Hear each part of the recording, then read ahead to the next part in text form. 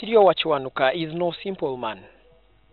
He has represented President Museveni in 2 petitions lodged against his election and lost none of them. He explains how he wins them. In law, we determine what is legal. We try as much as possible to stay outside what is moral, what is the best, what it should be. We deal with what is legal. Chiwanuka argues that the February electoral petition challenging his client's victory lacked many aspects, including evidence. A petitioner to come to the Constitutional Court, to the Supreme Court, and complain that your election was marred by fraud. You better at the very least have the evidence before you file. Don't file, then look for the evidence, because there must be a complaint upon which you base your complaint. His statement, however, elicited a response from the audience.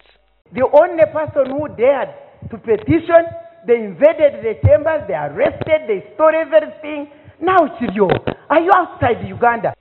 Hours before the presidential election results were released, another contender in the race, Kizza Besigye, of the Forum for Democratic Change, was placed under house arrest, and many of the party's agents were detained. Besigye, who has lost 4 consecutive elections, was detained under what police call preventive measures.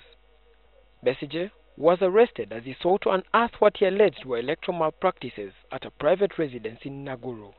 The main opponent could not bring a petition. Why? Who doesn't know? A fellow was arrested before the declaration. The fellow's office was invaded. All the forms, everybody was arrested. The agents down there to bring the forms were arrested. All these were the situations going around. And the Council Chiriowa knows all these things. But Chiwanuka further advances his argument that the Supreme Court can only overturn the election based on the evidence presented before it. But in order for you to have the Supreme Court overturn that decision, you must present before them cogent evidence.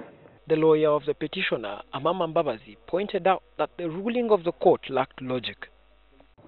What we found very strange in this judgment was, of course, that their lordships could say an election was conducted by an incompetent and inefficient electoral commission and that it produced a credible election. These are 2 contradictories that we find that do not stand together. Severino Tunobsinje also says the court should have conducted an inquiry into the election, but instead settled for a trial. The word inquiry is not a Nyankole or a Ruganda or a Luchiga word, for heaven's sake. It's an English word. And the wisdom and logic that informed the framers of the Constitution was, the philosophy behind it is, a presidential election concerns every Ugandan. It is an election where there is only one constituency called Uganda. Miriam Matembe, who was a parliamentarian at the time the Constitution was framed, offered an answer to Tunobsinje. These judges, of course, they fear they cannot say a contrary decision. And it is against that for me I'm recommending. As long as when we are making the Constitution, we had thought that people would love democracy. Now that they don't like it, let us not waste our funds of the court and that kind of thing when we know what will happen. The Uganda Law Society organized the event to discuss the ruling of the Supreme Court. The court ruled that President Museveni was validly elected, despite finding that the Electoral Commission was incompetent in carrying out its duties. Be free is not merely to cast off one's chains, but to live in a way that respects and enhances the freedom of others. Chiwanuka now says that the public and the opposition in particular should respect the ruling and hope to change legislation to better the next election in 2021. It is incumbent upon all the players, both the participants in that election and the public, to respect the decision as has been prescribed in the law. It is legal.